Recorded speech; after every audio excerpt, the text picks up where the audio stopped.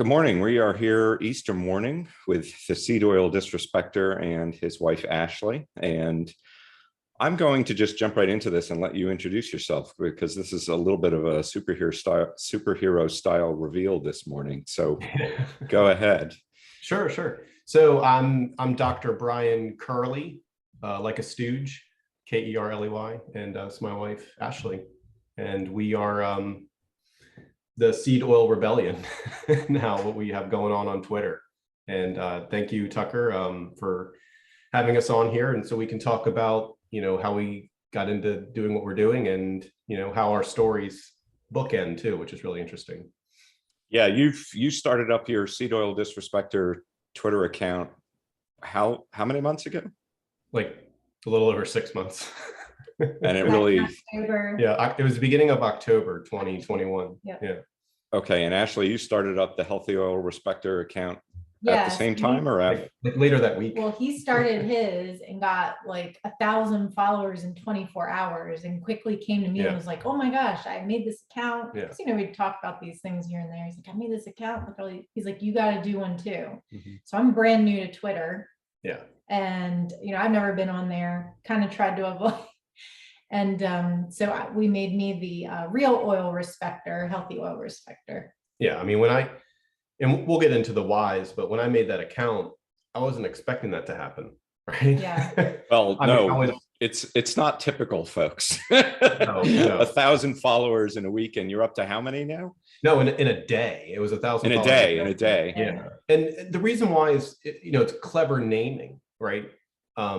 1,000 people said, oh, I'm a seed oil disrespecter. And that's why it happened, right? It's clever naming. And that's why it's stuck around now when there's plenty of people who I see that use that name to refer to not eating seed oils, not eating vegetable oil. Right. And they don't even follow me, right? And then a day later they do because they realized, oh wait, there's a Twitter account attached to this trend. So it's just really clever naming. It's good marketing on being anti-seed oil. And so that explains the first bit for sure. And then you're at how many followers now? Over 40,000, like 41. Yeah. Which is also rather atypical after 6 months of being on Twitter, just so everybody else doesn't get the idea that this is what happens. So comedy accounts, meme accounts can blow up quickly, but I'm only making memes 99% on seed oils. Like it's a one. Someone I think this morning said this guy's a one-trick pony, and I'm like, yeah, it's in the name, Hey, if it's a good trick. Exactly. And this means a lot to me. So when that blew up that quickly, because I was making seed oil memes on my main, on my former account, and I just felt like I was spamming my mutuals, right? I was spamming all the people that might not want to see all that. So I'm like, all right, well, I'm just going to make a different one. And if you want to see seed oil memes, you're going to follow the seed oil disrespecter. And we can start proximately and work back from there. But I had noticed that on Twitter, more people were using the term seed oils, probably for about the last maybe like year prior. And there were people that weren't in the ancestral health world. It was just random lifestyle folks, just random, posters on Twitter using the phrase seed oils. I'm like, okay, that's cool. I guess this is, bubbled out, into the mainstream somewhat, or at least, into the Twitter sphere. And I also noticed the trend of people using the ER, like I'm a hiking enjoyer or a yoga respecter. And I combined the two, seed oil disrespecter, and boom, 1,000 followers. And we just had our 15th wedding anniversary last month. Congratulations. And, thank you. That was for us, our parents lived 15 minutes apart. So we never lived together prior to marriage. And so it was our first time like cooking for ourselves and eating for ourselves. And that first year, we did a lot of experimenting. I mean, we did all sorts of stuff. Yeah, I spent a lot of time in the punk rock, hardcore heavy metal scene. I toured with like vegans and straight edge folks and all sorts of stuff. I was never into that. Like I was never strict on anything. I was always just kind of a casual guy. And so, for those first few months, I remember we were buying vegetarian Morning Star nuggets and stuff. We were farms. Yeah, we were experimenting all sorts of things. That was more just like, oh, this is easy. I don't have to handle meat, right? Like we're fresh out of our parents' homes. We're not used to doing all sorts of cooking. I think that was more of a convenience thing. Yeah. And then So my very first exposure to ancestral health was through, like a lot of folks, through fitness. There was a website, stronglifts.com, about powerlifting. And then through there, it was in a blog format. Through there, I remember him talking about, I'll never forget, it was funny the way he phrased it. The owner of that site called it some gyms in California, referring to CrossFit, which is this worldwide phenomenon now. And Right. so from this website to CrossFit and to Rob Wolf, very, very specifically Rob, he was the nutrition guy. You know, there was those YouTube videos of him writing on the whiteboard. And, you know, what I love about Rob was that CrossFit was talking about counting macros, the zone diet, which very specifically was talking about, you know, controlling carbohydrates, getting enough protein and all these things.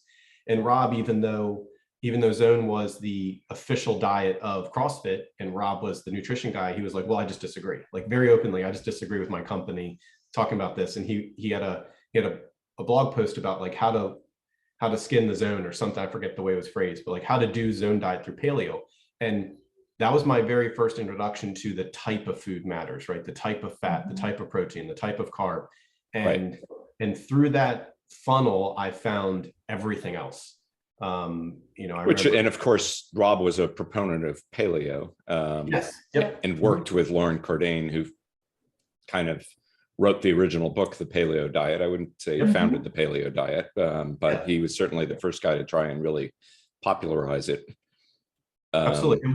And so at a very base level, what that perspective was the paleo term and perspective is the most extreme ancestral health perspective you can take. And I think that that's the best place to start mentally, right? In order to see, okay, we used to be significantly healthier. We are not now. What has changed? Yeah, The major it's, thing it's being so food. clear cut. Yeah. Like it just, it makes sense. I mean, and I like the phrase that, you know, nothing makes sense in biology, you know, outside of the perspective of evolution, right? You know, how are we, you know, how did we evolve over time? You know, how are we designed, right? And, you know, what are we meant to eat? And that perspective, that was the beginning of my journey, because it made so much sense. Well, of course, you know, we spend so much time hunting and gathering, and I was never, you know, we weren't paleo warriors that completely, you know, cut off everything. We would go it informed our perspective, and it informed where I brought my education from there. Yep. Right. Yeah. So talk about that a little bit. You're a doctor. You said you're not an MD, you're an osteopath. So talk a little bit about what a doctor of osteopathy is and what the differences between that and an MD are. It's an osteopath is not a chiropractor, correct? No. I mean, the non-diplomatic answer is that it's like an MD and a chiropractor put together. My DO colleagues won't like that, but for a lot of folks who might not be familiar. So osteopathic medicine goes back to around the Civil War time. The first DO was an MD. He started his own medical school. I recently learned that I think that it was one of the first medical schools that was very freely matriculating women as well. So it has a interesting. It's really interesting. So good history there in terms of inclusiveness of, you know, bringing people into the medical field. And so, and that was back when, I mean, what did doctors do? Give you hard drugs, snake oil. They cut off legs. You know, there's a lot of, you know, a lot of noble stuff and a lot of silly stuff in the history of medicine. And the long arc of osteopathic medicine is that during World War II, DOs were not allowed to serve in the military. So when a lot of MDs went to serve, a lot of DOs took care of their patients. So there was a huge credibility boost there because they were at home taking care of people. And then fast forward till now, all residencies, all US residencies are duly accredited. So and a residency is the last phase of medical training, essentially, before you're certified to go take care of patients independently. Residency is where you go to become the type of doctor you're going to be. So medical school's 4 years, you do classroom, you do clinical stuff, and then residency is where you go to become family medicine or general surgery or neurosurgery or more specialized. And my class, the school I went to, we have a neurosurgeon, we have general surgeons, we have OBGYNs, we have because I can see on LinkedIn and everything, all of my former classmates getting accepted into like cardiology fellowships and stuff like that. And I'm going to work in a hospital, so I'm going to be a hospitalist. Okay, and they're all also doctors of osteopathy. Yes, so you're exactly, yeah. When we talked about this before, I think the way you put it is you're sort of an MD plus an extra bit of training. Exactly. Yeah. That's what I was gonna say. It's like you have to learn all the same stuff plus a little bit extra. Yeah, it's an extra. There's more curriculum in terms of musculoskeletal, right? And we do adjusting. I personally, I don't practice heavily with the adjustment stuff. That was not my particular skill, but I respect those that do, and a lot of people get a lot of benefit from those kind of things. Yeah, well, I know one of the fellows I've learned an enormous amount from over the years is Phil Maffetone, who is not a DO, but got a degree, I think, in kinesiology, and has Beautiful. Trained,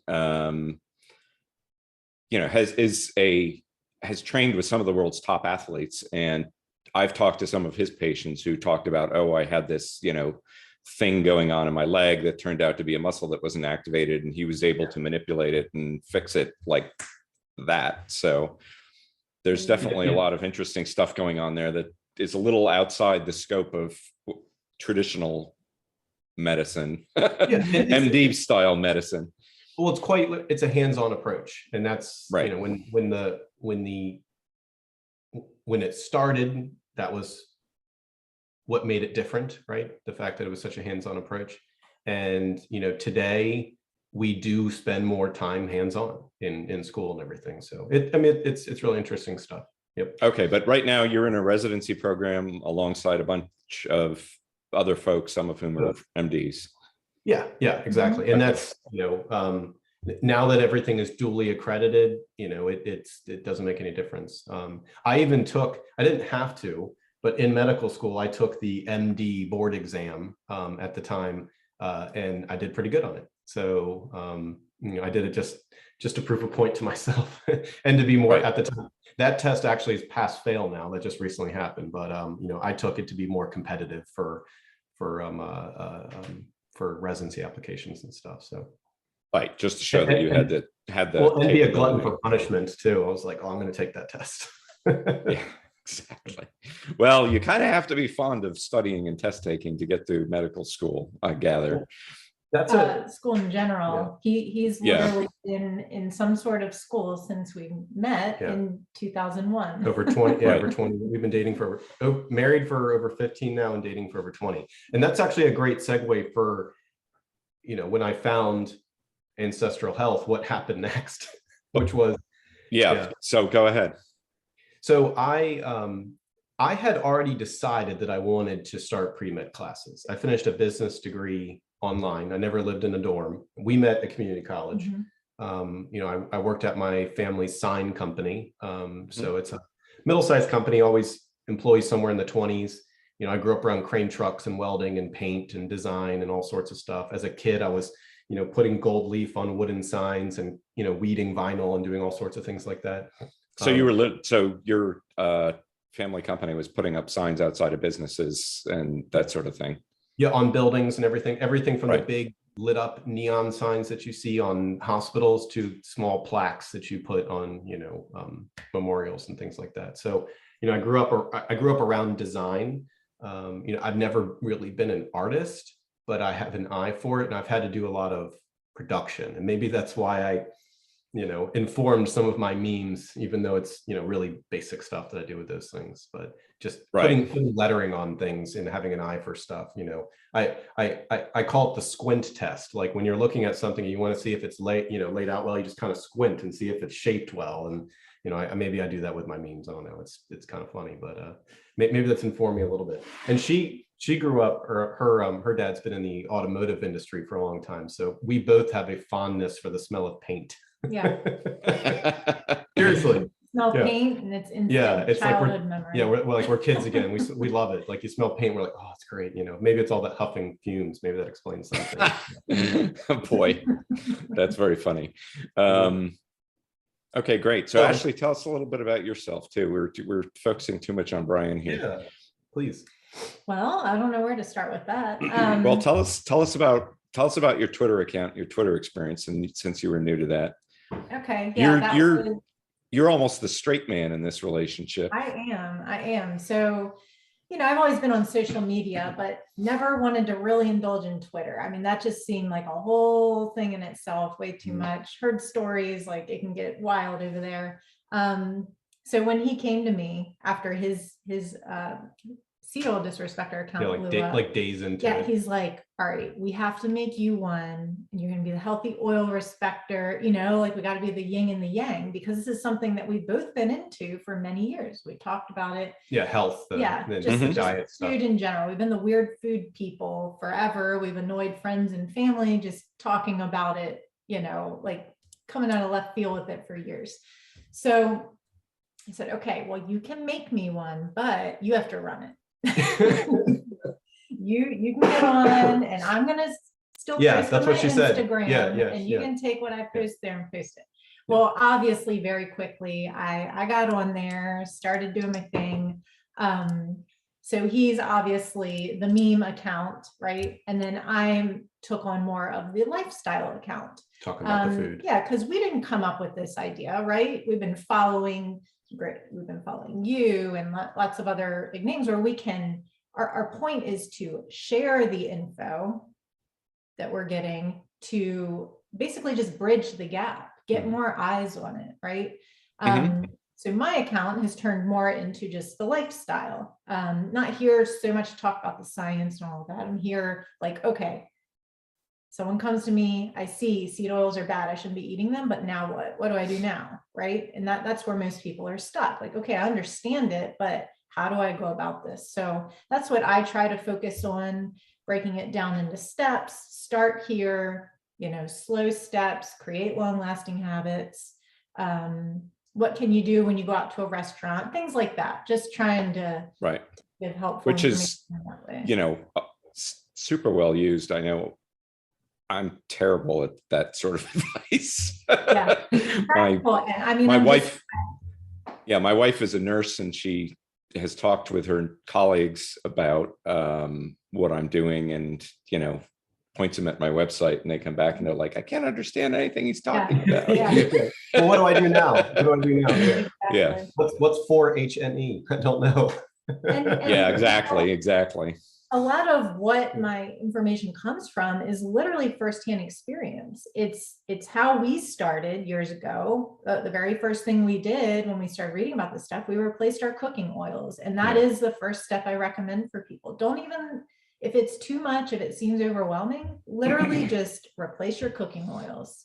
Get comfortable with that, then move on to the next step. And we joke, we were stuck on step one for what, 15 years? Yeah, exactly. Almost, yeah. Up until last year is when we started really getting strict. Like, okay, there's going to be nothing. Well, let's get into that, because that's, so I've talked a lot about my health experiences and what I did to change my diet, fix my diet, I like to call it, and improve my health. And unlike virtually everyone else, the very first thing I did was to get seed oils out of my diet, standing in the cafeteria at work at the end of the salad bar and looking at all these squeeze bottles of what had to be the nastiest, cheapest oils known to man to get into that that company cafeteria. You guys kind of did the reverse. I mean, you were following the paleo protocol. So you were, as you said, avoiding seed oils, but you weren't doing it strictly. But you were eating a healthy diet for quite a long time. Is that correct? Yeah. So that's kind of where the bookends come in. So when we first started reading about and getting into the ancestral health world, as you said, we were starting to play around with elimination diets and things like this. Gluten-free and things like that. Yeah, gluten-free and dairy-free, and playing around with eliminating things. Sometimes we would go really strict for a few weeks or a month. Sometimes we would go off of that, but then say, okay, well, let's just continue to not eat the gluten. And we played around with so many things. And seeing how we felt when we do that, like a lot of folks do. Really getting in tune with our bodies, seeing how it was making us feel. I can always remember, obviously, when we would go really strict paleo, I would feel pretty good, better than I was. And For sure, I was yeah. struggling with a lot of bloating, nausea on a daily basis, for sure. Obviously fatigue and all those sort of things that play together in that. But like I said, the one thing that we did first off the bat was changed our cooking oils at home. So then we were using avocado oil and butter mostly. Not avocado oil. That wasn't even really a thing then, really. Yeah, Olive oil. Olive extra, oil. yeah. We were using a lot of olive oil and butter. So that's mainly what we were using then. And we just continued to use that through the years. And like I said, we would kind of go back and forth with the meals I was making at home were always pretty much paleo based, lots of just meat, veggies, fruits, that sort of thing. But we also carried a small pantry in our house, which we just kind of ignored that. Like, oh, it got a lot better for sure. It did get a little better for sure. It was standard. It was fairly standard American diet. But we would still often have the tortilla chips, which I was addicted to in the pantry, like, oh yeah, there's a little bit of oil in them. Probably doesn't make a big difference. That was kind of the mindset. So overall we were good, but we were still having these things. We would go out to eat and just get French fries, whatever we wanted. Like it didn't count. We weren't fully in the mindset. Which is, I'll say, a totally reasonable place to be. I mean, that's how most people do it. For years we thought like, all right, we found our balance. We found our happy medium, doing pretty good. Yeah, I feel nauseous some days, but it's better than it was. You just feel like you found the balance until last year. Yeah. So to bridge the story in terms of what happened in between. Why we changed last year. So that intellectual curiosity, I started my pre-med classes at night in the fall of 2008, which, as you remember, was when the economy crashed. Yes. And very well. That actually, were you on Wall Street at that time? I was on Wall Street. I was at ground zero of that. We were one of Bear Stearns' biggest hedge fund clients. The day they announced they were probably going to go out of business over the weekend, and I was facing the prospect of not having a job on Monday. So yeah, I was. And we were in the middle of the mortgage space. We were heavy investors in the mortgage market and short in the mortgage market. So yeah, literally at ground zero. So yeah, we're gonna have to talk more about that. So, but on my side of things, I started this chemistry class. I was really interested in just learning more. It's like a spark goes off and you're like, okay, I can't stop now. I got to learn more. And for me, the terror, and I was in a sales job, right, for my family's company, the terror of being at the whim of crashes actually propelled me to keep going. Right. I was like, okay, well, if I get into medicine, I don't have to worry about this. So it's this weird thing of, it being the phone stopped ringing at work and I'm like, studying chemistry 101, right? The very basic stuff at the beginning, but I'm like, okay, no, I'm going to keep going. And I was compelled by certain things that I learned. Like my mom is celiac, right? And I don't think she knew that after the age of 50. Hadn't mentioned that before. Okay. Well, we'll have to, we'll have to touch on that. But go ahead. I never knew what a autoimmune, when she was explaining, I can't eat gluten and, I break out, with skin stuff sometimes and, feel sick to my stomach. I didn't know what any of that stuff meant, but through Rob Wolf and paleo, and I believe he might be celiac as well, talking about celiac disease. When I learned what an autoimmune disease was, for me, that was like the event horizon. I was just fascinated.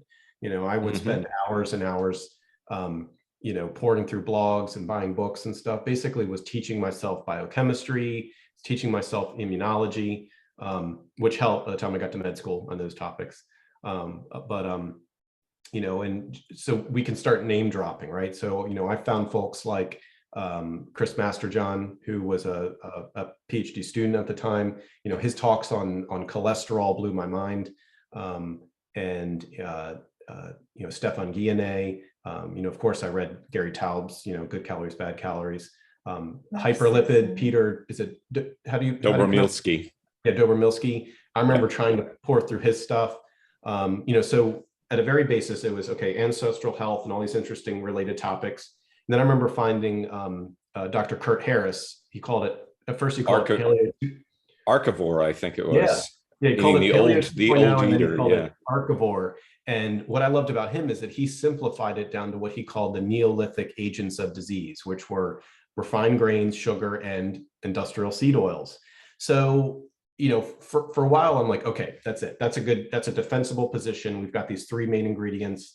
You know, there's some sort of, you could start there, and you can find the mechanisms in between, because, you know, it's obviously not just some mystery ingredient that made people fat and sick, but these are the big players. And so I was like, okay, that's a defensible position. Then things started to get murkier. The food reward discussion, and even Dr. Harris was intrigued by, I think it was Stefan Guillenet talking about food reward and palatability and, you know, body fat set points. And for me, I'm like, okay, this is way over my head. And, you know, I remember digging into things. And so, you know, I think, okay, so not to get lost in the timeline here, but as I was, you know, I started med school in 2014. As I was getting closer to that, taking MCAT and everything, I was actually ramping down my involvement in that ancestral health world while you were ramping up. And that's what's so fun, is that, you know, in med school, I unplugged my Twitter, you know, my YouTube algorithm was not giving me videos on that stuff anymore. It was like philosophy and history and video games, like things just not related to medicine, right? I still followed. So Rob Wolf and I were like very casual social media friends, and like Instagram, just liking each other's, you know, pictures of you know, family and stuff. I've actually, since starting the account and blowing up, you know, I've gotten to know him a little better, been able to talk to him on the phone and everything, which is really cool. You know, now that I'm you know, a valuable asset in the ancestral health war, you know. So last summer, to be quite frank, the Delta variant scared me. It was different than what we saw in 2020, because we saw younger people on oxygen, we saw younger people sicker. And while we thought for years that we had a happy medium, we were not overweight, we were healthy, we didn't have any other conditions, I was hypertensive, right? You know, systolic in the 150s at work, 130s at home, even sitting there for 5 minutes, check it, 130. So I'm like, okay, that's stage 1 hypertension, right? And so I'm like, okay. Yeah, now you had the education to make you understand exactly not only the term, but what that meant. So, you know, I saw that it was up. I gave it some time. You know, I made some improvements in my diet. You know, tried to eat less junk, but then, excuse me. One of the kids at work gave me a virus, I'm sure, last week. So what I did was I plugged back in. For the first like 2 weeks, I did, you know, what's the strictest thing I can think of, which was carnivore, right? That was only about 2 weeks. And during that time, I'm just like pouring through, just looking through YouTube, looking up old people. You know, I'm like, okay, I'm plugged back in. Like, I need to not be hypertensive, right? I need to figure this out. And that's when I found, you know, videos talking about seed oils. And in particular, seeing you, in which I had not been, you know, we're following you now, we're catching up, but seeing you talk about how you were following the same folks that I were following years ago intrigued me. You know, you even put Peter Hyperlipid on Twitter. Like, and you're like, this is not his Twitter account. This is me trying to get him on Twitter. Is that right? Yeah. I mean, well, it's a little thing that just reposts his blog posts onto Twitter. Awesome. So mainly sheerly out of laziness, so I wouldn't have to keep reposting them by hand. So, you know, excuse me. So, you know, I'm like, okay, this is a guy I need to follow. And, you know, I joked when I first made the account is like, hey, I'm just going to help, you know, I don't know, I assume you're working on a book. Like, hey, I'm just going to help Tucker Goodrich's book sales one day, right? Oh, I'm getting a bunch of followers. I'm just going to help funnel people towards the people that I'm learning from. And, you know, but I love it because, you know, we're friends now. We talk on the phone, and you've got to bring me up to speed on a lot of things. Because I work all the time. I have a nice hour-long drive, and, you know, so we've talked on the phone quite a few times on that drive home. Because I don't want to wake you.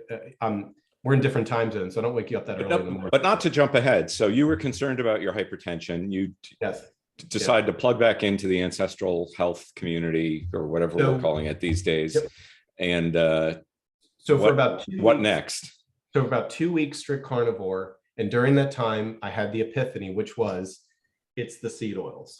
At So that for- time, like we just decided as a whole family, and that's one thing that really, really helps. I mean, if you can get your spouse, your significant Mhm. other on board with you, your entire family, I mean, that is a tremendous help. It's not always easy getting everyone on the same page, but we decided as a family, because this was not new stuff to us. All right, we need a little reset here. Yeah. So he went full carnivore for 2 weeks. Our daughter, me and our daughter, we just did typical elimination diet, going back to just strict paleo for a month.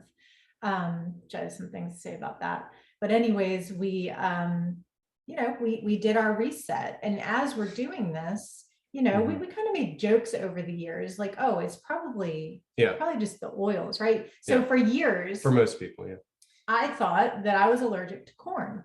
Because like I said, tortilla chips were like my thing. I mean, I'd have them pretty much every day. And I That's a thought, lot of corn chips. It is. It's a lot of corn oil. I mean, I'm a chip Yeah. addict. I admit it. Tortilla chips were my favorite. But after learning about the elimination diets, all these things, like, okay, well, corn's bad, right? So I immediately thought, once I took them out of my diet for a month, okay, well, I'm feeling better. I'm allergic to corn, right? But I never attribute it to the oil also. So over the years, we would make jokes like, oh, it's probably the oils, right? Yeah.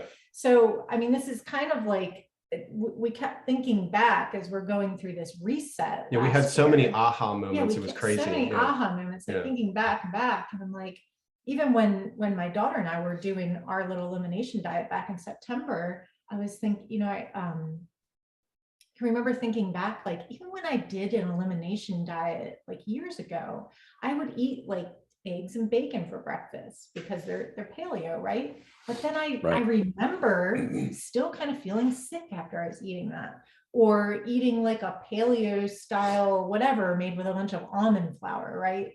But still kind of feeling sick after that. Maybe have like, oh, I'm having a big salad, but still not quite feeling well after that. So my point of bringing this up is I don't think that these little food groups are necessarily the main culprit. What's the common denominator? It's the seed oils. That was kind of like all these little thoughts we were having. We retroactively analyzed our whole 15 years of food experience and realized how significant that was. What we called, oh, Ashley has an adverse reaction to corn, was, oh crap, it's all the it's all the vegetables, it's all the seed oils. I can eat some straight up corn and I don't feel the way I did when I ate the corn chips. And for me, I have you ever tried making, just out of curiosity, corn chips or like deep fried tortillas or whatever out of healthy fats? I haven't tried. Okay. At this point, I know I'm a chip addict, and I'm like, I just need to not have it in the house. I'm just I'm kind of like an extreme, like I shouldn't be eating this stuff. Yeah, my experience is that I have done that. I've used grass-fed tallow, and you don't have the same, or at least I don't have the same addictive reaction. And it was at the point where, I can almost recognize it, because you start eating corn chips and, it's like, okay, where's the bottom of the bag? Whereas if you make them yourself and you cook them in tallow, you have a couple and you're like, okay, I'm done here. And it's, sort of goes back to McDonald's, which used to do their fries in tallow, and you would get a little envelope next to your hamburger. And it was like a treat. It wasn't like, this bucket of fries that they give you now. So you may, that might be an interesting experiment. Honestly, though, what I found longer term is they're not that great. If you take the seed oils out of it and you, in my experience, lose the addictive quality, then you're kind of like, why am I bothering with this stuff? I'll just not eat it. And that's where we're finding with a lot of stuff, since completely eliminating seed oils, it's, exactly what you're talking about with all foods. You're feeling satisfied much quicker. You're not getting hungry between meals. I mean, it's very different. And that's what I find doing a lot of the helping people with the lifestyle, it's a lot of people so worried and hyper focused on what snacks am I going to have in the house, and that's reasonable thought, because you're coming from a place where you feel like you want a snack all day. But the funny thing is, eventually that does go away or greatly reduces. So yeah. And so, Brian, you were fighting with some health problems, even all of these years of eating a basically healthy diet. So one of the things retroactively that started to make a lot of sense now that I know what I know about, or know more about, the mechanisms of omega-6 and what it becomes, and how it acts in your neurons and everything else, or at least what some of the studies show as well. I've had migraines, very painful migraines, since I think it was like I was 13 years old. It would start with the blurry vision, and then I'd, for about 20 minutes or a half hour, and then I get a little calm before the storm, and then pounding pain for half a day, 4 to 6 hours or something. And then feel like, like I just got into a car accident for the next day. That was pretty consistent of what my migraines would be. And just like a lot of folks, I had triggers. So too much caffeine, temperature shifts, other things, right? And towards my late 20s, they weren't as painful anymore. Right. And I did not attribute diet changes to that, because I was never that strict, right? From my ancestral health perspective, I was like, well, I'm not, we're not that good at it.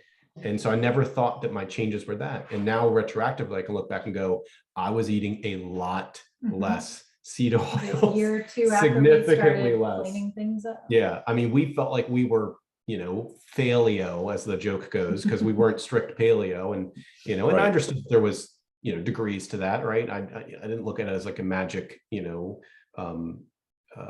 magic pill at all, doing all those things together. But with the perspective of the relative amount of vegetable oil that I was eating, it was significantly less. And I just didn't have the pain like I used to have, that throbbing pain that would put me out. I used to lay on I would turn the shower on, I'd turn the light off, and I'd lay on the floor of the bathroom. So I had like white noise and heat and cold, and, and take pain medicine, right, in order to deal with that. And now it's like, photosensitivity is a common thing with migraines. I get that too, where you just want to be in a dark room, and just opening your eyes causes pain.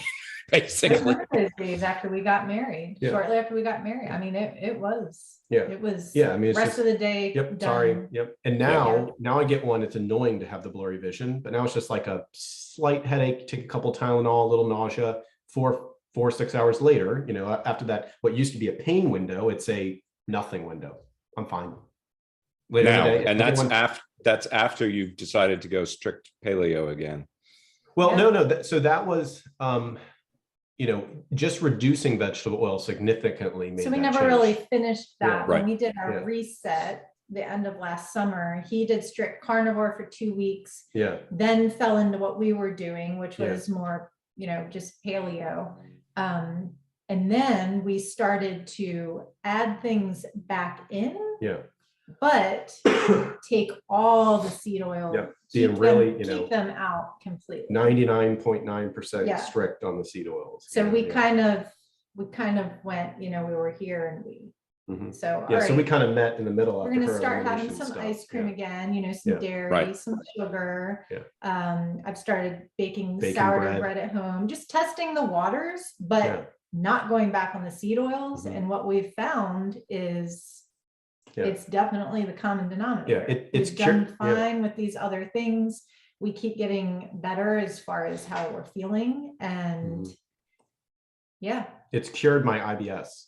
It used to be, I have to be careful about bread. I mean, and that's a very common thing to hear from folks. IBS, I think a third of the country suffers from some form of IBS. So it's a very common thing. Yes, exactly. And I think diarrhea, to be frank, is one of the #1 causes of people missing work. That they say they have that. So there's a huge economic cost with this here too. I used to have these, just like with migraines. Oh, certain triggers. I have to be careful about putting cream in my coffee in the morning. That's not a problem. Oh, bread at certain times. That's not a problem. And, you know, a lot of folks have these stories. And when I don't eat seed oils, you know, we've made pizza at home. You know, you can find some places that don't use this stuff, and I'm fine. And actually, here's one of the early brands, one of the early restaurants that I've really shilled for on seed oil disrespector was Buffalo Wild Wings, because early on I learned that they use beef tallow in their fryers, which is a huge win for not using seed oils, for using a healthier alternative, for a giant, you know, buffalo wing franchise across the whole country, right? And then in the meantime, I heard that they have some locations that don't use that stuff, so I've kind of ragged on them a little bit. That use soybean oil. But, yeah, and it's interesting. I don't know enough about. I've made that same point myself many times. Unfortunately, they are not gluten-free and don't have gluten-free options, so I've never actually been to one and eaten their stuff. I think I may have been to one once, but I can't eat their fries or their, you know, fried products. C'est la vie. And I don't know why they're doing that, but I don't think it's for any recognition of health reasons. I don't know why they do it either, but it's a I'll taste tell thing you, too. Yeah. My daughter and I had not had French fries since last summer. Excuse me again. Well, we went back to visit family in Maryland last month. And we needed to get something for lunch, and there was a Buffalo Wild Wings nearby, and he's like, let's just go there. We know that they cook in tallow. And I said, okay, let's do it. So it had been like 7-8 months. No fried food for her at all. Since me and our daughter had gotten any French fries or anything like that. I had Buffalo Wild Wings at work. He has it here and there at work. So we ordered some wings. We'd got an order of fries. It came out. Now, mind you, our daughter used to be like, oh my gosh, you know, most little kids. French fry goblin. Yeah, French fry goblin, right? They brought it out, and I first realized my mindset, like it felt weird. I'm about to eat French fries. Like I wasn't fully craving them, you know, like you would. And we watched our daughter, and she did not reach for one. She, you know, I put some fries and some wings in her basket, and she went for the meat first, which she does typically anyways. But I could tell she's nonverbal, by the way. So we do a lot of observing to see kind of what she's feeling. And it took her a good 5 minutes at least before she even touched one of the fries.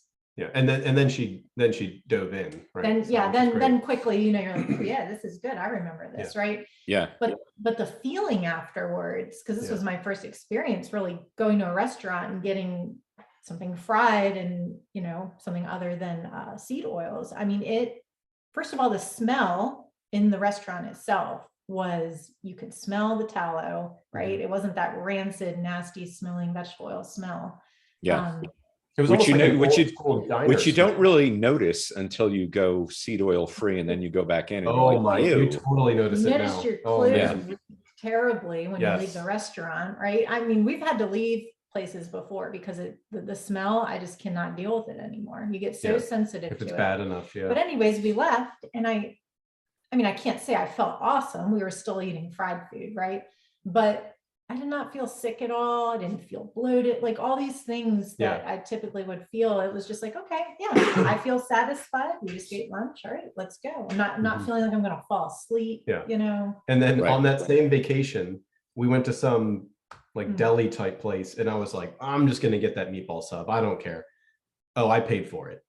You know, so a meatball sub, which obviously probably had some meatballs out of some package with probably soybean oil in it or something. I just winged it. They're probably obviously not real meatballs. And I immediately paid for it. We thought they might be. Whereas 30, and we got the breaded ones, you know, we were in the mood for it. So 30 breaded fried wings with fries, and we felt fine afterwards. But on a separate day, I eat a meatball sub, and immediately it's like, uh-oh. And we've made meatball subs at home, right? With bread and cheese and meat, and I feel fine. Seed oil free, so yeah, exactly. But you know, at some random deli type place, I get that. And so what is it?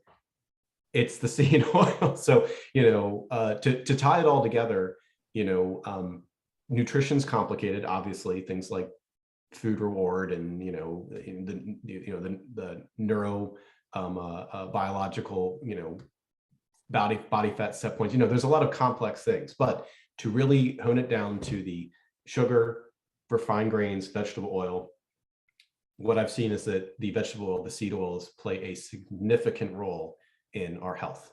And what I've learned in the interim, since plugging back in, through folks like you and other people that are involved in ancestral health, about its documented role in insulin resistance and making people hungrier through endocannabinoid systems. And I mean, it blows my mind how much I didn't know and how much it makes sense in the interim, putting it all together of what I've been talking about over the years.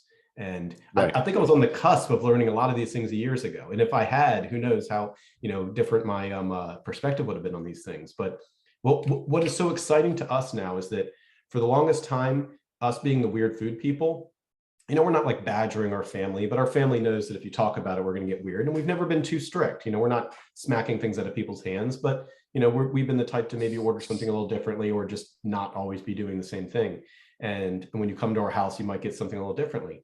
Well, this message, which is how significant the vegetable oil is, the seed oils are, is that a meal that's healthy for you, that is not going to cause insulin resistance, that is not going to make you sick, that is not going to lead to a lot of these chronic diseases, tastes better and you won't even notice it.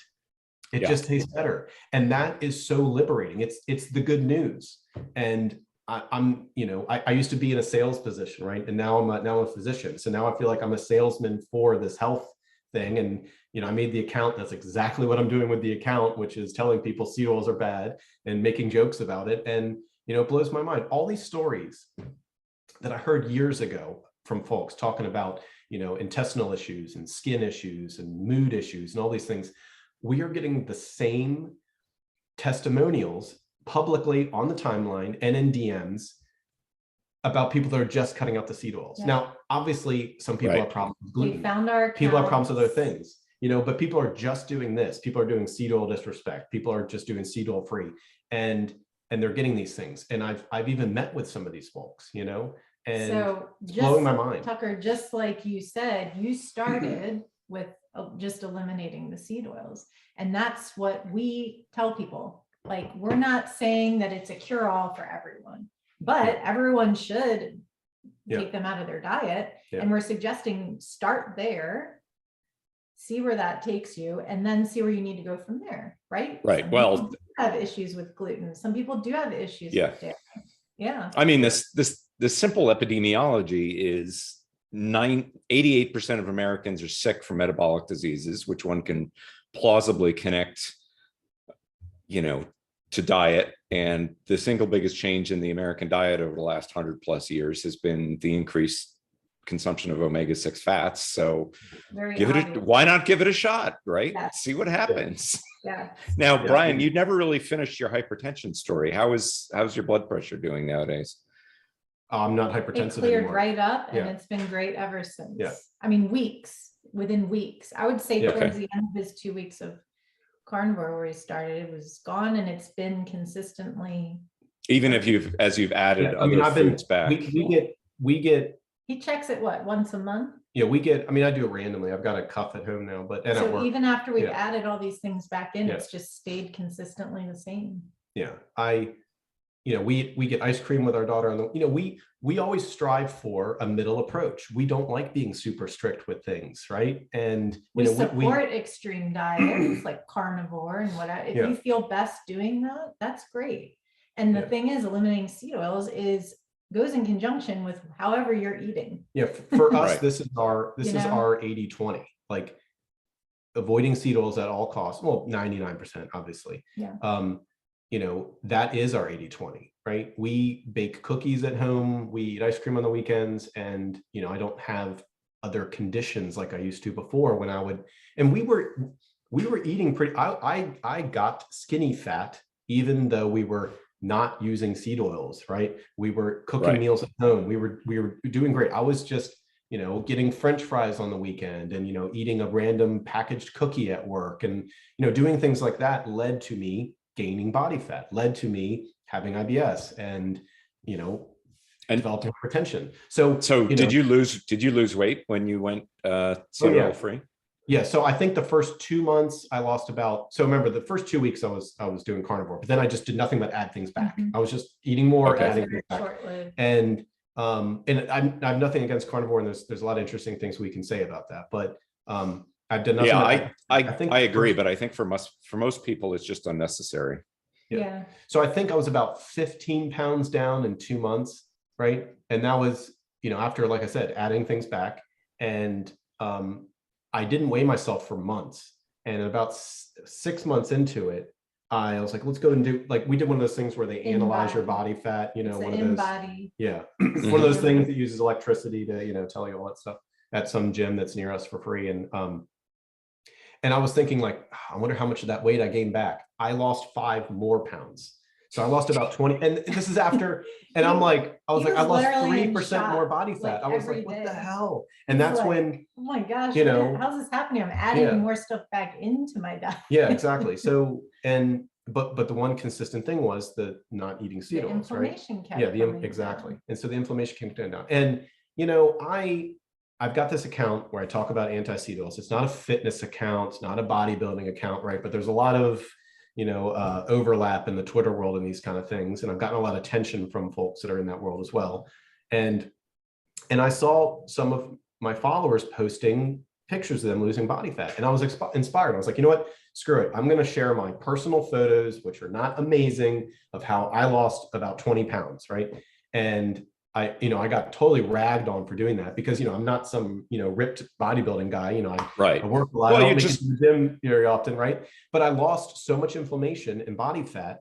And I think one comment I really liked, someone wrote like, wow, it looks like you just like let the air Deflated. out. Yeah, you look like, I don't know if it was something, it was something very honest that someone put in there. Like it looked like I just like let all the inflammation out of my body or something.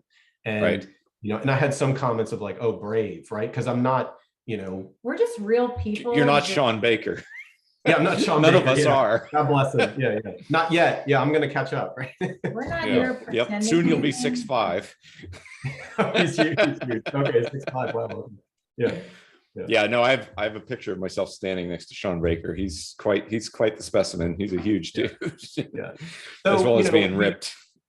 So, long story short, what we're all talking about here is, we've been in the game a long time, and we happened on viral Twitter accounts, and we have a niche that we like to stay in because it works. It's sometimes a little confusing, I think, because we say it all the time. We're not your average health account, right? I've had people, you post a picture of a bagel, I'm unfollowing you. It's like, okay, well, we're kind of middle ground here with how we eat. We support everything from carnivore to vegan. If you're feeling good the way you're eating, if it's working for you, that's great. You keep doing you, but get the seed oils out. We think that seed oil free, for the most part, is going to keep you away from diseases.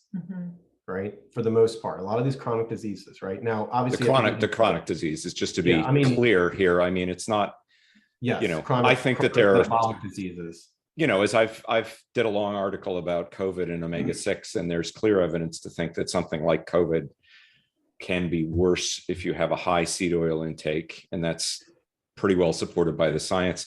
But that's also, kind of an interesting point about your arc, is that when we both got into the paleo movement, and it sounds like you did it about a year before I did, there was a lot of vegetable oils are bad, but not much detail on how or why. Yes, yeah, exactly. And which is why I had a very limited understanding. Well, yeah, everybody had a very limited understanding. And even places like Weston Price, where Mary Enig, who was a PhD researcher in lipids, that was sort of like the only source. And now we know a lot more about the health effects of seed oil consumption. I mean, in your particular case, if you had suggested something like, cutting seed oils will make your migraines better, everybody would have been like, okay, well, what's going on? Well, now we have 3 human RCTs doing exactly that and showing that it is more effective than any medicine via Dr. Ramsden at the National Institutes of Health. So, our understanding of this and our ability to make a claim that this is the common denominator and that this is what's driving all of our chronic disease in, above and beyond the other Neolithic agents of disease, is pretty good, I think. And, much like yourselves, sugar is one of my consistent cheats. I was on a very low sugar diet for decades because of my dental problems as a kid. And it was kind of one of my happy discoveries that, after reading Weston Price's book, I said to myself, wow, I've actually probably been too strict on sugar. I can enjoy some ice cream once in a while and not feel bad about it. And I've noticed a big difference in that. I used to eat an apple, just a small regular size apple. And within 10 minutes had to go lay down, feel like I'm going to pass out, fall asleep, right? Just complete body crash from an apple. And now I just kind of had this another aha moment. We just keep having them. It's very cool. I can eat something that has sugar in it, right? A cookie, some ice cream, some fruit, and I don't feel that anymore. And it's interesting. Yeah, my body is able to handle it now. It's not, it's very, very cool, the things that you can. And from a medical perspective, that sounds to me like some varied level of insulin sensitivity, right? And so he gets to explain all the science. Exactly. I can understand most of it, but I'm not the science person that's gonna, my speech to patients about this stuff, about nutrition, has changed completely now that I focus on vegetable oil, because I think it's the most important thing. And, one of the things that I tell them is that, okay, why is it that you haven't been told this before? Well, vegetable oil, seed oils, have framed other food substances, right? Like, okay, saturated fat makes your framed in the sense of indicted them criminally. Yes. Right. And because I don't think that the history of nutrition is, people just lying everywhere. I think there's definitely bad actors, and we can get into that in the future. But a lot of people have very sincerely thought, oh, you need to not eat butter and get your cholesterol down because heart disease is killing people. You need to not eat sugar and get your glycemic load down because diabetes is killing people. But then you delve into more of the research and you look and you go, you don't give diabetes to an organism by giving it sugar, and you don't necessarily give heart attacks to people by giving it more saturated fat. And wait, these studies don't really bear out. And but we thought this is how it happened. And that's an important point to make, is that a lot of this research is really quite recent. I mean, the migraine research has been done in the last, I don't know, 5 to 8 years. There's now, I just came across the 4th human RCT looking at lowering insulin resistance by adjusting omega-6 intake,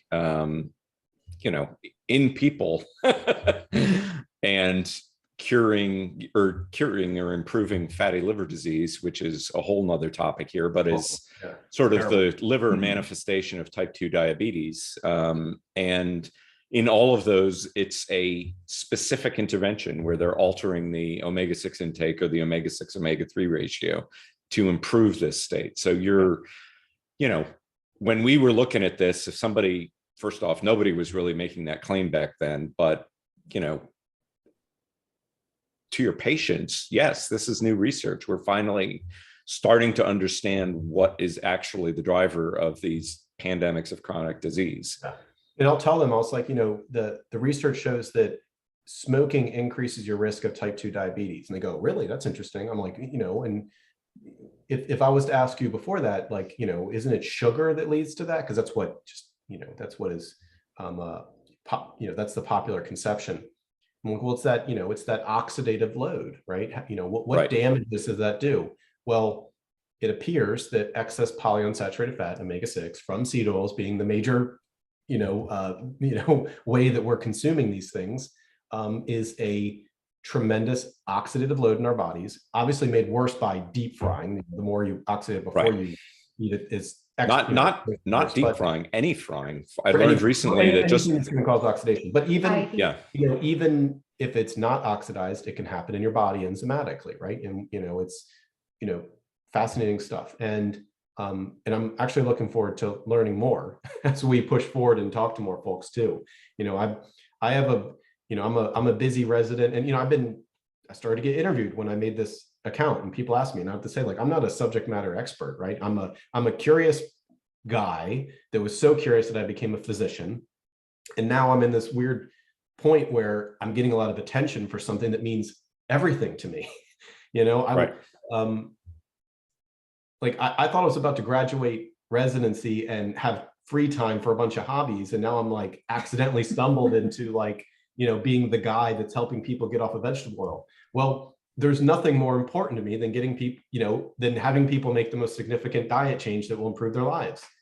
And so this just blows my mind that I'm even in this situation right now, both of us, because Ashley's been on Instagram and Facebook talking about food for years. We keep getting the Facebook, we keep getting the Facebook memories pop up, okay? And it's from like, 10 plus years ago, us posting all this stuff on Facebook, and I'm thinking like, oh my gosh, I really posted that on Facebook, right? No wonder I was annoying people with this food stuff. Yeah, here's the healthy fats we bought. Something that we have wanted to, obviously we're passionate about it. We want to talk about it. We wanted to for years, and we finally have an audience to do that. Yeah, which is crazy. Very, very cool.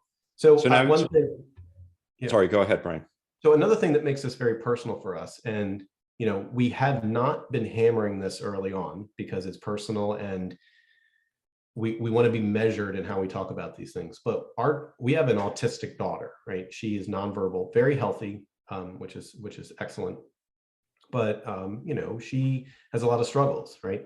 And specifically, autism is a big thing. They call it a spectrum. Your daughter has a genetic mutation that causes a problem with her mitochondrial energy production. So it's not like it could be something else. Exactly what her condition, what's driving her condition. Yeah, I've made the joke that we know what her puzzle piece is, right? Right. You just can't put it back, right? Well, at least not in our lifetime. I wouldn't want to. They do gene therapy, but that's not something I want to entertain. Right. No, I'm not entertaining that. Yeah. So she was diagnosed at about like 2.5 or so. I remember that summer. We were from Maryland, and we were going to Kennedy Krieger, which I think is associated with Hopkins or something. So it's an excellent place. It was not too far away. And I had already been teaching myself biochemistry. I had already been teaching myself how the ketogenic diet works when she was diagnosed with being missing one copy of complex 1 of her mitochondria. So I knew more about the mitochondria than the geneticists we were talking to, and it blew my mind. Yeah, we were already plugged into all the food stuff, and we were like, wow, we don't know why this came at this time. Yeah, it was weird. Life, Now, and just for the audience, complex 1 of the mitochondria is essentially the primary place where food is turned into energy. There being 5 complexes. It starts off in complex 1 and then goes through the rest of the complexes. And there's energy production also in complex 2 and complex 3, but missing complex 1. I think one of the most pathological aspects of seed oil consumption is that it has a predisposition to damage complex 1. That seems to be what's driving heart failure, for instance. So this is a critical mutation. So she's very healthy, which is wonderful. Like I said, a blessing, yes. That we got on board with this because once her diet when she was born. Once she started on real food, she was on real food even before she was diagnosed. Once she started on real food, Oh, okay. I'm sorry. Yeah. Off of milk. You mean not breast milk? She was eating what we were eating. I was making her baby food. I was taking the veggies that were on with dinner. You steam some, you mash them up. It's easy.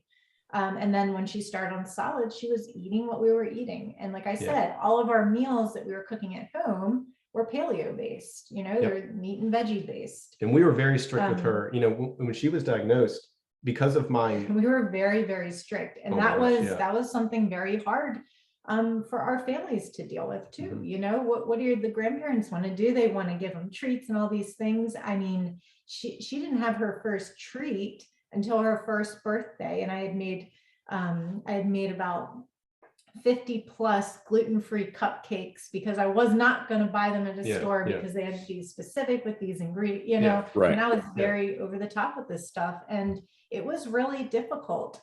We went through a period of doing a ketogenic diet with her. Yeah. I think for about maybe like, we were pretty strict for like maybe 6 months or shortly after something. Yeah. she was diagnosed, because we knew how that could help. And that time was even harder. I mean, Yeah. like I'd always get into talking about the lifestyle stuff because that's how people can directly relate. It was very hard. You know, a family member is here, Joe, you want an apple slice? And I'm freaking out like, no. Right. Yeah, no apple slice. And you know, I love our family. While it's been a little weird over the years, they've always respected, okay, you know, you're going to know what's best for your child. Right. So we went through all of that, and I'm very thankful that, you know, while nothing really seemed to, or what we see, nothing really seemed to like fully break through and really like help a lot. Yeah. I always retract my thinking and think, yeah, but we were helping a lot. Yeah. Just from the knowledge we had to not, you know, be filling our diets with the things that the average American's eating. Yeah. And Have you noticed, what sorts of changes have you noticed in, what's your daughter's name? You don't have to say if you don't want to. No, I think okay, that's fine. That's fine. Anyway, your daughter, daughter, that was close. Yeah, that's fine. Have you noticed any impact of changing diet on her? So we, like Ashley was saying, when she said real food, I thought she meant a change, because we were, when she got off of milk. We were always waiting for that change. And so like when we did the ketogenic diet for months, it wasn't significant. It was a struggle, right? I mean, she did really well on it because she was already used to eating just mostly whole foods, not a lot of packaged things and stuff like that. So we did it, and I said, okay, you know, it's hard, but I'm willing to continue this if it helps. So we took her off to see if we noticed any major changes, and we did not. So I said, okay, no reason to continue doing that if we don't have to, right? Then we got into the world of, we had moved by that time for him to start med school. We started with a new doctor. She was amazing, by the way, but we started on our different trials of supplementing for her, right? You know, ubiquinol, things like this.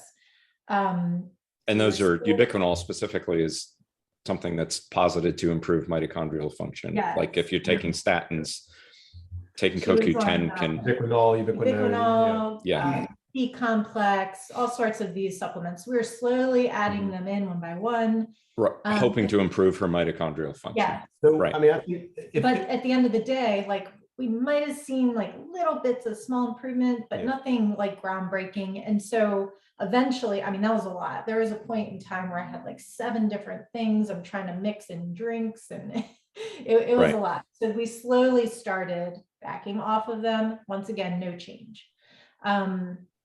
So I think that to summarize, you know, we experimented with a lot of things at the very beginning because of my knowledge of biochemistry. And, you know, I was familiar with people doing ketogenic diets for like, you know, refractory epilepsy and things back then. And so we didn't see any, you know, she didn't start talking just because we did that. But she had a pretty good diet from the beginning. And when we would go on vacation, because I think we eased up around age 5, we went to Disney, and we're like, okay, we're not going to, you know, we're going to let her eat Mickey ears and stuff, you know. And when we would go out and eat, you know, what do you do on vacation? You eat more sugar and you eat more seed oils, right? That's what most people do on vacation. And she would definitely, you know, be more, she'd be wide open, right? Her behavior would go south. And we've been able to do so type behavior, and we've been able to do so over time, that if she eats more seed oils, then she definitely gets like that, because you go out and you eat more, we eat French fries every day, we eat, you know, all sorts of junk every day. Her focus will go just out the door. She'll be very high energy, energetic, just all over the place, irritable, but like uncontrolled, yes, high energy, not like mommy, let's clean the house type. Yeah. So to summarize all that, I did not know about the omega-6 cardiolipin, cardiolipin being a compound that's in the wall, the structure of the mitochondria. I didn't know about that until last summer. So that this was something when he brought that up to me, I've been reading this. Yeah. I said, well, absolutely, we need to completely take that out. That was essentially our main, of course, health, and how we were feeling, but when you have a child that, they're not running, their bodies are not doing what they're supposed to be doing, they have an issue like this. You got to jump on it. Yeah. Seed oils for me were part of the 3 main Neolithic agents of disease before my daughter was ever diagnosed with autism. Right. And then in this long arc, last summer, I find out how damaging that is to mitochondria. It was like, well, that's off the table. Yep. So this is, this is personal on so many levels. This is personal in terms of my own curiosity and where I've gone professionally. And then us as a family, our only child and her autism that she, and we have not hammered that. We could have, right? And we're going to be very, I'm trying to come from the comedy angle. And for some reason in the modern era, you can joke about heart disease and diabetes, and, comedians go off on that all the time, right? And skin disorders. But I'm not making memes about autism and cancer. Right. And, it's just the same way that comedians don't joke about that on the stage, right? It's just kind of, there's a slapstick nature to some stuff. Obviously, these are all serious and terrible issues, right? But the point of the memes were like, how do you talk about health and food issues with your dad or your friend or your, sister or whoever? And it works. People have been telling me, I got my whole family off seed oils. And what did they do? I guess they shared some memes. They laughed about it. And it's a conversation starter. You're joking about something about sunburn or something, right? Right. And which is real. You joke about these things, and then before you know it, you're going through the pantry and going, oh, let's not eat that, right? How many young kids out there are like, I'm not eating French fries anymore, and their parents are like, wait, what? And they're like, oh, I watched a meme and it's terrible. I don't want French fries and engine lubricant, right? And it's great that we have this comedy angle to get people to make this kind of food change, and it's just so exciting. It's just it's just blowing my mind. I never thought. Well, and it's blowing all of our minds because you've had I'm at like 18,000 followers. I think I got on Twitter and like really started trying to do something with it in like 2016. But you simply don't have the same impact tweeting quotes from studies as you can covering a lot more mental ground with a meme where you're like, you can encapsulate the whole thing in an image in a way that you can't verbally, I think. Or at least not as convincingly verbally. Memes seem to have a lot more impact on people's thought process. Yep, for sure. And it's been an awesome thing that you guys have done to get this message out to people. And I think it's important. Your daughter's story is important for 2 reasons. One, it's great to hear that you've really noticed that her improvement that her condition is better when she's doing this. And there are, solid reasons to think why that could be the case, but also that, it's not a magic bullet. It's not, and I try and be really careful about not portraying it as being a magic bullet. I've experienced, for instance, huge benefits in not burning, and I'm blonde and blue-eyed and fair-skinned and sunburn thing, but I've also posted pictures to Twitter of, well, okay, so I went out for 8 hours, first sun exposure of the season, and here's the burn I got. It's not sunburn. And so sunburn thing, years ago we heard that from plenty of people in the paleo world, but I just didn't make much of it. Like, okay, you reduce your inflammation, that sounds great. Sure you did. It sounds crazy. Well, and we believe folks, but we were just like most people, okay, we're still going to put on sun lotion, sunblock when we go to the beach, right? If we're going to be out, further, longer than an hour or whatever. And fast forward to now, I think part of the reason why my account blew up is I was the first person to make seed oil sunburn memes, right? And And so people are like, that sounds crazy. And then in my DMs and in the replies, you'd have people that have been like, hey, I've been carnivore for the best 2 years and I don't sunburn anymore, or at least not significantly, right?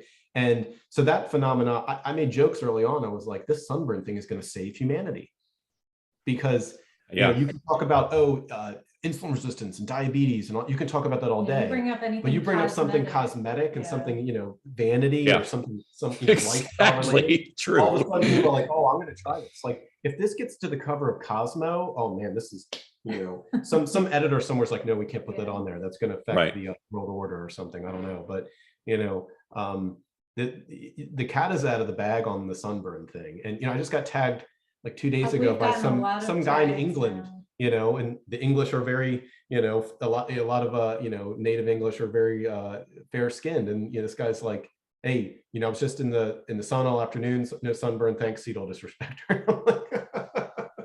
I was like, it's real, you know, like these folks are posting pictures and stuff, and that's just one thing. Wait till people post like, oh, hey, I quit seed oils and look, I'm off of my diabetes medicine. Like, that's coming soon, you know. And it's not controversial that losing weight and getting healthier affects everything. You know, I'm a resident, so I spend time with different doctors. I was just with a urologist recently. He was like, you know, whatever's good for the prostate, it's good for the heart. You know, we'll all say this. Well, that same line of thinking is applying to the most significant positive diet change that you can make. And it seems like that it goes all the way down, whether you're talking about you know, ocular disorders or you know, cutaneous dermatological disorders or endocrine or all this stuff. It just seems to be, or neurological function. Yeah, I mean, we can almost joke like, hey, let's find the chronic pathology, you know, chronic metabolic pathology that is not related to oxidative stress from excess polyunsaturated fats. That'll be fun. You know, what has that would be hard.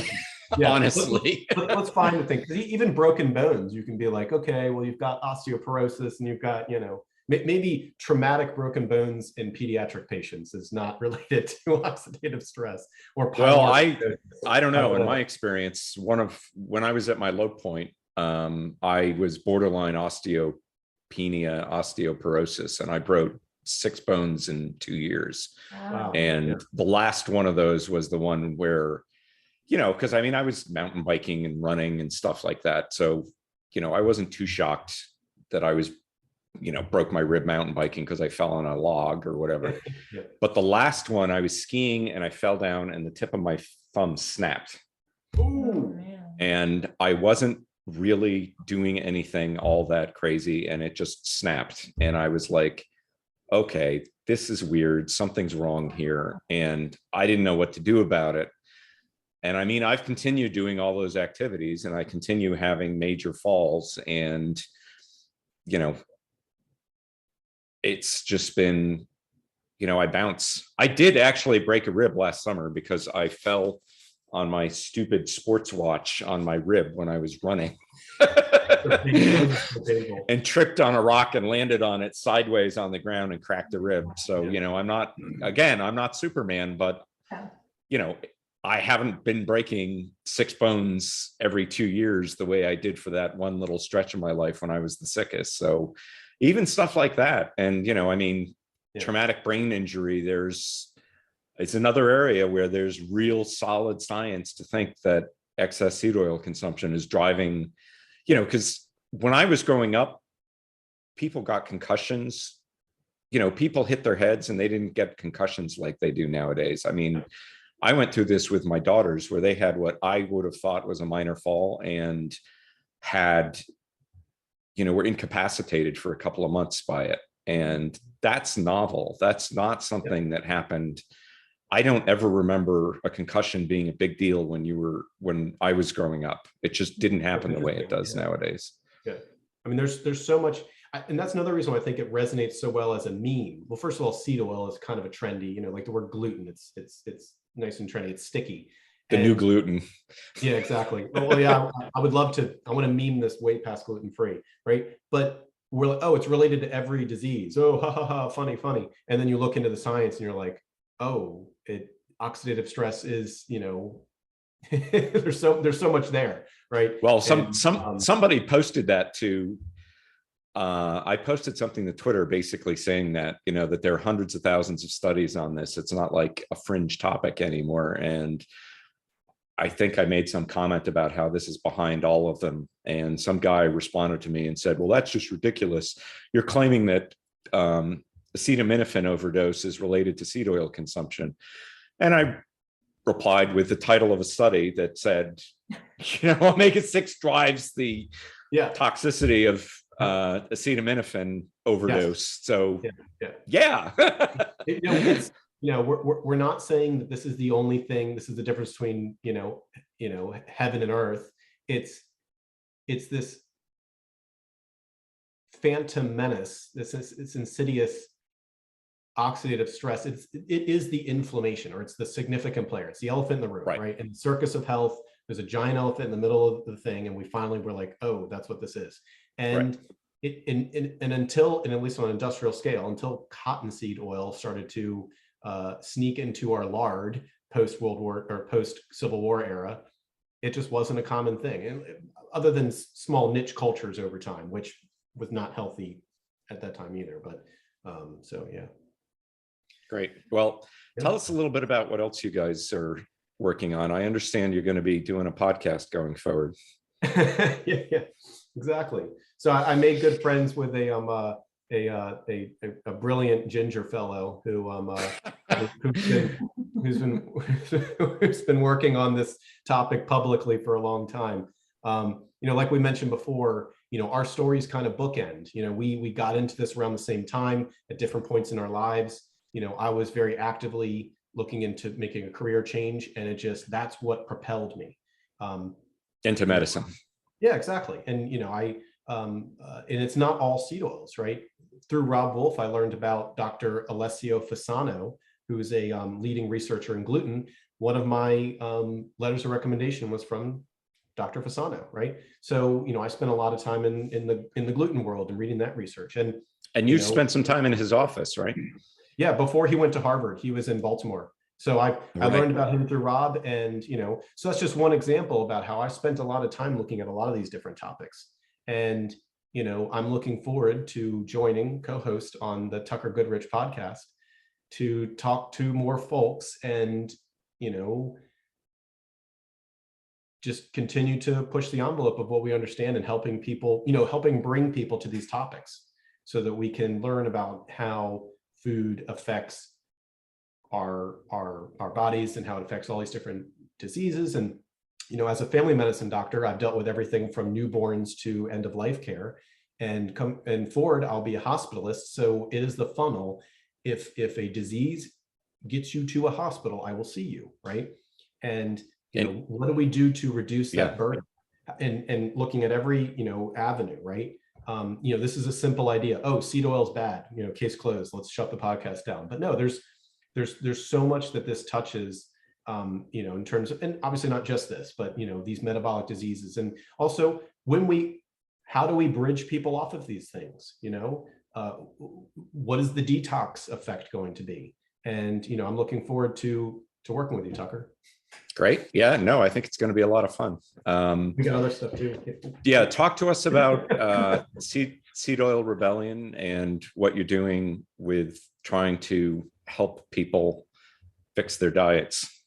So early on in this, after he created my Twitter account, and I'm like, okay, I'm making some posts. This is going well. I said, we need like a name. This feels like, it feels like not like a club, but like it's not just edgy. Us. Yeah, it's everyone. I mean, we're creating a community here, right? We are all the Seed Oil Rebellion. I came up with the name Seed Oil Rebellion, right? We're the rebellion. We're going against the the current narrative out there. And so the Seed Oil Rebellion is a name I came up with.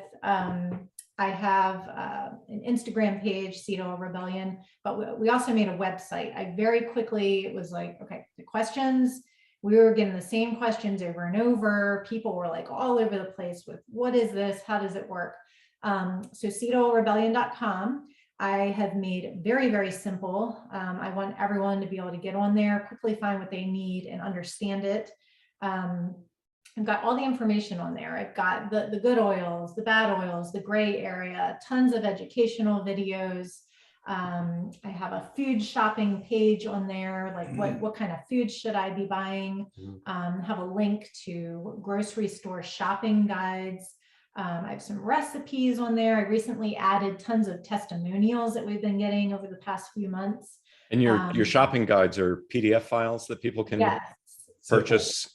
Right Right, now, and they're PDF style, really simple, straightforward, hundreds of items. I mean, some of them have over 500 items. I mean, they're pretty detailed, really, really good sources of information there.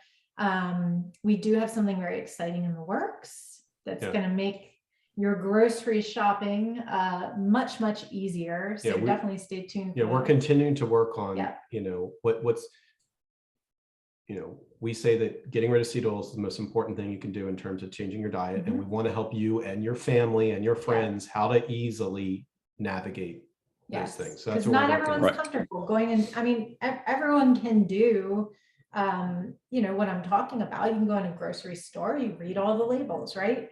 Most people don't want to do that. They either don't feel comfortable, they feel like they're in their own way, right? I've been doing it since my late teens, and I will say it is a pain in the butt. And that's something I've been doing for a very long time, and it just comes naturally now. He makes fun of me all the time. We'll go in the grocery store and I'll be like, nope, yes. Oh, seed oil vision. Yeah. You know, and I'm just helping make that convenient for people, right? Not everyone wants to do that, or some people honestly can get confused reading a label. Like, I don't even know what I'm looking at here, right? So that is a major way that I quickly found that is helping a lot of people, just putting that information out there. So that's fantastic. That's what we're going to continue to do. And eventually we'll move into trying to be more helpful with like ordering at restaurants and things like that. But for now, it's the grocery shopping. That's what most people need help with, because they've thrown everything in their house out and now they need help replacing it and finding good items. Well, I remember the moment when I realized that I had a serious gluten intolerance, and I had an actual panic attack because I thought I was going to starve to death. I was like, what am I going to eat going forward? Right. I mean, I'd realized that for me, that was a life or death issue, and it was terrifying. And at the time, there wasn't much guidance. I mean, that was in like 2000, early 2010, I guess, 2009. I don't remember exactly, but that can be really hard for people. And it's really, you know, and now, not everybody's going to go gluten-free water. You know, everything's got gluten-free labels. Oh God, yes, I know. Gluten-free water. That's classic. Seriously, I mean, everything's got a GF label on it. So, you know, let's see how successful we can get with the seed oil free, or you know, what we can help in our capacity to make that more right. And then you and I are also starting up a not-for-profit. Since you came up with the name, I'll let you introduce it. Okay. Yeah. So we are going to need all hands on deck in order to help change the world, right? And so, speaking with you, and you know, you've known a lot of folks in this ancestral health world for years now, and from what I've seen with my medical experience, and from what I've seen through the, you know, watching ancestral health folks, is that we need a nonprofit organization that will bring people together in a professional way to aggregate, highlight, and promote research that is related to polyunsaturated fat, you know, omega-6 and such. So, you know, we together came up with the idea of Omega Initiative. Nice trendy name, and it's very relevant, right? Because we want people, you know, if you are, you know, my vision for this is, you know, if you're the Crohn's and Colitis Foundation, right, and you want to be able to highlight research, well, you can say, here's a professional above the board, you know, organization that aggregates, and this is what we're going to point to right here, or anything. Right. Because we see this relative to so many chronic diseases, so many inflammatory diseases, metabolic diseases. You know, we want to have an organization like Omega Initiative be something that physicians can join, and researchers, and anybody that wants people who don't. I mean, just full disclosure here, we're both involved with Zero Acre Farms as in different technically as advisors, and I'm a consultant, which is awesome. And Yeah. what they're doing is phenomenal. But there are a lot of folks who, for whatever reason, don't want to be associated with a for-profit enterprise, and that's fine.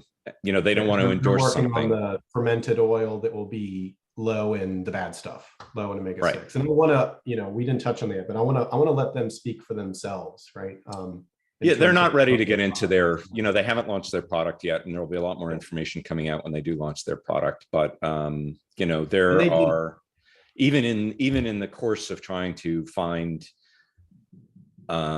advisors for 0 acre farms, and they have some great ones on their website. You know, there were some folks who just categorically, even though they agreed with the mission, didn't want to have their name associated with a for-profit venture. And this will give an avenue to get the information out and do it in a way that's more neutral. And also, you know, from my perspective, we need something where we can embrace other food manufacturers. 0 Acre isn't the only company in the business of trying to reduce omega-6 fat in the diet. They're the only one who are solely focused around that. So they lack some conflicts that other companies do have, but other companies are doing it too. And this would be a great way to have kind of bring everyone under a common umbrella, I think. Yeah. And I love the fact that I can bring physicians on board as well, right? Because there already is a grassroots movement. You know, you can find a cardiologist that eats carnivore, right? They might kind of get shy about it professionally, but they're like, yeah, that's what I'm doing. That's how I lost my weight, right? And that example, you can, you know, you can find people all across the professional world and all across society that have tried these different flavors of ancestral health diets. And so people are already talking about it. It's more grassroots. Well, how do you change the guidelines? Well, you're going to have to get a lot of people on board, right? Get a lot of people professionally on board that can say, this is what the research says. These are the holes that we need. These are the RCTs that we need. This is what we need. This is what we need to become hard to ignore. Right. Yep. And one of the things I like about the name a lot, I mean, omega, of course, refers to the omega position number in unsaturated fats, which includes, you know, omega-6, as well as things like oleic acid, which is an omega-9 fat, which is a healthy fat. So it's not just going to be a negative focus. It's going to be a focus on, you know, an unrecognized, I think, largely area of health, which is these unsaturated fatty acids and their positive and negative effects. But as you described, this is the common denominator. This is like the last, I think, the end of the line for ending chronic disease, right? This really seems to be the thing that ties it all together and brings an approach that should hold huge benefits for individuals, but also for the world. Yeah, not to set the goal too high. No, it's just bizarre, and you know, it's bizarre that I just sat on my couch over here and made a meme page, and then, you know, within, you know, I think it was in the first month, Anthony Gustin from 0 Acres messaged me, and I had no idea what he's talking about. He's like, hey, we're working on something. I'm like, that's cool. I ignored him for 6 weeks, you know, and then he tells me what's going on. And I'm like, okay, that sounds intriguing. The idea of fermented oil, low in omega-6. And then he tells me the people that are involved. And I'm thinking, like, am I getting psyoped here? Right. He's like, oh, you know, Dr. Shanahan's involved and Tucker Goodrich is involved. And I'm like, okay. And I'll let other people speak for themselves, but he gave me a long list of other people in the paleo and ancestral health world. And I'm like, okay, well, I became a doctor propelled by a lot of these folks' work. And so for me, the fact that there is, you know, involvement or support or, you know, whatever level, because I'm not familiar with everyone who's involved, advisors and everything. The fact that these people are intrigued by what they're doing. And for me, it was like, okay, that is like beyond a benefit of the doubt. That makes me intrigued, right? I want to learn more. So I was very happy to say, yes, I would like to support what you're doing, because a lot of other folks who have been on the record about ancestral health issues, for instance, Dr. Shanahan wrote for Western A. Price as far back as, I think, 2006 on vegetable oil. And the fact that these folks are involved got me intrigued, right? And so I even, full disclosure, since I became involved, I said, do I have an opportunity to invest in the future? So, I'm an advisor now for him, and I'm happy to do it. And I have an opportunity to invest in the future. So Likewise. Yep. And when I did that at that time, this is before we started selling shopping guides, I looked at that as, I might lose interest in this and stop being the seed oil disrespecter, because I'm going to be graduating residency soon. This is before we started the shopping thing, and I'm so happy to be now like tied into this world to want to push it as far as I can. Right, Committed. It's what we're doing personally. It's what I recommend to my patients. It's what I want to get everybody into. And the fact that I'm involved on those levels is just crazy to me. Like, it's weird. It combines, even as far back as me being like a class clown disruptive in the classroom. Well, those skills are now being used, on the timeline and on Twitter to get people talking about seed oil. So, my whole talent stack, I guess if I write a heavy metal song about it, then I'll be fully, engaged. But my whole talent stack, I'm not going to do that, by the way. My whole talent stack almost is being used in this. So it's blowing my mind. I'm really looking forward, Tucker. I'm really looking forward to, talking to more folks. I just never thought I'd be in this situation. It's neat. And hopefully I can, continue to bring people towards this topic, because, it's something I've been thinking about for a long time. And now we have a very focused message. And I want to extrapolate out into how it's relevant to so many people's lives, professionally and personally. Yep. No, it's good. It's good fun. We got a lot of work to do. And I think we're good partners in this enterprise. And we're not going to name drop. We already have some folks lined up, which is really cool. So, well, we have Rob Wolf lined up for June. His schedule is quite busy since we've discussed him a lot. And well, that, I don't know quite what we'll talk to him about. Probably a lot of things, because he's got such a wide area of knowledge. But specifically his specifically his Sacred Cow documentary, which I've seen his partner Diana Rogers talk about recently. That's I think extremely relevant to what we're talking about. Reintroducing healthy fats into the food chain. And cows are a key part of it. Healthy food supply and healthy soil and everything. Yep. And what were you going to say, Brian?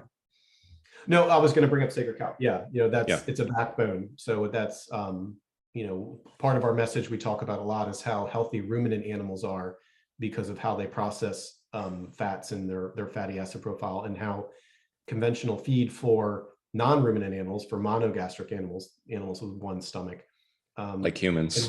Like humans, can reflect exactly. And this is what I tell my patients, can reflect. So, this new diet message, which is, yes, eat butter, eat beef, but don't cook with lard, is completely different than any message people have heard before. And it's interesting for folks. Great. Well, I think we've gone out this long enough. Thank you so much. It's been awesome talking to you guys this morning. Happy Easter. Do you have any great Easter plans, or just enjoying springtime? I do an egg hunt with our daughter. Oh, terrific. It should be nice today. So we're going to spend some time outside and everything. So you caught us all dressed up nice. That's good. Excellent. We'll go from here, but I'm looking forward to working with you, and thank you for having us on. This is a good opportunity for us to take this a little further on the personal angle, and I'm looking forward to more things. Great, wonderful. And okay. Pardon for the sniffliness again. I caught something from one of the pediatric patients. So did you get it, or you don't? No. I saw. So we do these. So one last nerdy thing. A lot of times when we admit you to the hospital, we do these viral panels that'll test for like 20 different viruses, especially in kids and stuff. If you want to know, like, why do you have a fever? So now we'll know, okay, you have this virus, rhinovirus, you have this. So I got exposed to like 4 or 5 different ones last week. So I think I picked up. Kids spread them really easily. Not the one. No, not the one. No, it's funny. Both of my daughters are currently sick with coronavirus, with COVID. One in Connecticut and one in Japan. They came down almost on the same day, and I joked that it was clearly conveyed via social media. So I wake up real congested, and then I took my board exam on Friday, and right around a couple hours into it, I got all like this again. So our daughter had it back in December, couple days, no problem. I'll feel better in a few days. So Now you took your board to one last topic or one last question. You took your board exam. What was the board for? So I will be a family medicine physician, but I will be working Board certified. I'll be a board certified family medicine doctor, and I will be So on par with an MD. Just, I mean, Yeah. people hear DO, doctor of osteopathy, and they say, "Oh, you're not a real doctor." I mean, let's just say it. That's an interpretation, and that's not Simple, right? accurate. Yeah. Okay. The most uncharitable people might say that. Yes, but yeah, but DOs. Yeah. Well, I didn't know about, until I started talking to you and looked into it. I didn't really understand what a DO was, and I think a lot of people don't. And it's important to point out that you are not an MD, but you are a doctor in medicine able to practice like an MD. You could get into a terrible car accident and wake up 3 days later and your trauma surgeon will be a DO. Like it's, Now everyone's going to be looking at yeah. the doctor's names on Right. whatever's written on, right? Oh, they're actually a DO. I did not Yeah. know that. Right. So you took the same board that an MD would have taken. I did take the MD board. There are some separate ones because you can still do a osteopathic recognition. But no, I actually took the MD test. I took the MD, the family medicine, family practice test. Yeah. Okay. Well, congratulations on getting that out of the way. Coughing and sniffling through this whole thing, but we wanted to do this interview, and I got some cold. So no worries. so seed oil free will not make you immune to the common cold. No, sadly, and it doesn't even make Yeah. you immune to COVID. I got that right off the bat. Yeah. I was one of the first people in the country to get it. Heaven help me. And it was not fun, but anyway, I'm fine. Thank you so much. We're still human. All right. Exactly. So thank you, Brian and Ashley. Have a wonderful Easter. And to Thank everybody you. out there, enjoy Thank you your, so much. we'll probably post this in the next couple of days, and we'll be up and running with episode 1. All right. Thanks. Great. Have a good day.